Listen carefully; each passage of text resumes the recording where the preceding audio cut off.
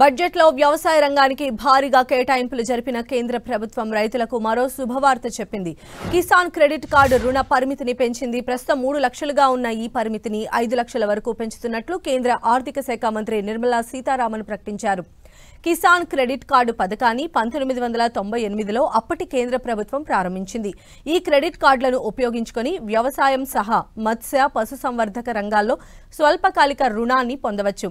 ఈ కార్డుల ద్వారా వ్యవసాయం సహా ఇతర అనుబంధ కార్యకలాపాలైన ఎరువులు, పురుగుల మందులు, విత్తనాల కొనుగోలు, కూలీల ఖర్చు, పంట కోత ఖర్చుల వంటి అవసరాల కోసం ఈ కార్డు ద్వారా లోన్ తీసుకోవచ్చు.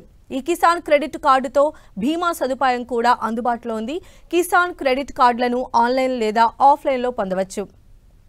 కిసాన్ క్రెడిట్ కార్డు కావాలనుకునే రైతులు తమ అకౌంట్ ఉన్న ప్రభుత్వ లేదా ప్రైవేటు బ్యాంకును సంప్రదించాలి.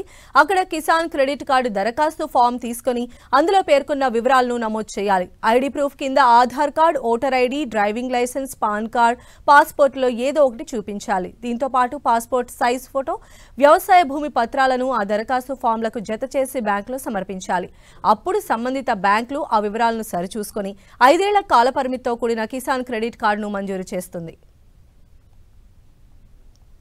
Kisan credit cards facilitate short-term loans for 7.7 crore farmers, fishermen and dairy farmers.